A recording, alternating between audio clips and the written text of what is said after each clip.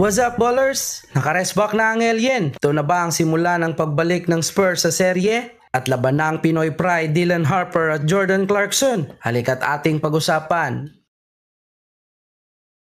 Bago natin pag-usapan, ballers, ang nagawa ni Wemby sa Game 3, ay talakayin muna natin ang naging impact ng ating dalawang kabayang, si Jordan Clarkson at Dylan Harper. Nakaka-proud bilang isang Pinoy na hindi lang sila basta part ng roster, kundi kasama din sila sa rotation ng team. Amazing ang mga plays, drives at dunks ni kabayang rookie Dylan Harper at ang mga pamatay na clutch 3 ni Jordan Clarkson. At nakapag-contribute si Jordan Clarkson ng 10 points para sa New York Knicks at may 13 points naman for Dylan Harper sa San Antonio. Napakasarap sa pakiramdam, mga ballers, na may kapwa Pinoy na naglalaban sa liga. At dito na tayo kay Wemby.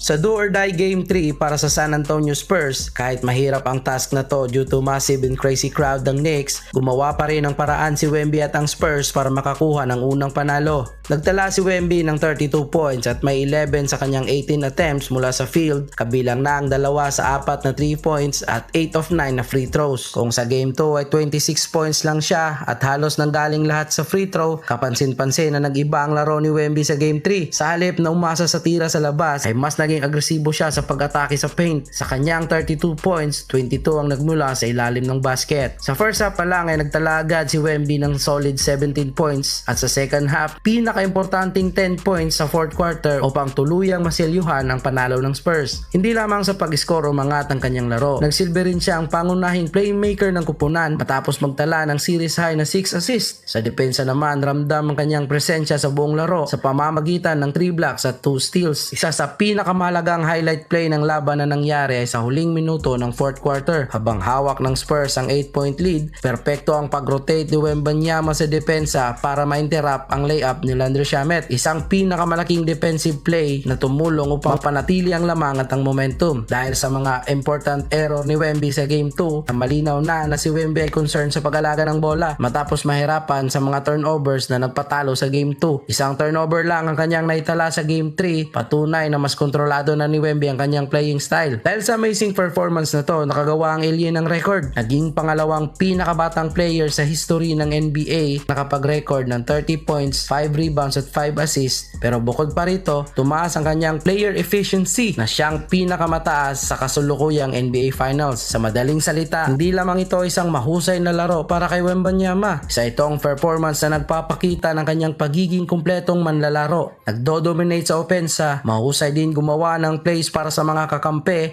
at ang kanyang napakahalagang depensa. Isang laro na muling nagpapatunay kung bakit siya ang ituturing na one of the brightest future ng liga. Para sa inyo, mga ballers, statement na ba to sa pagbalik ng Spurs sa serye or may bounce back ang Knicks sa Game 4? I-comment nyo lang ang inyong prediction at ating pag-uusapan. And this is Ballers TV. Thank you for watching.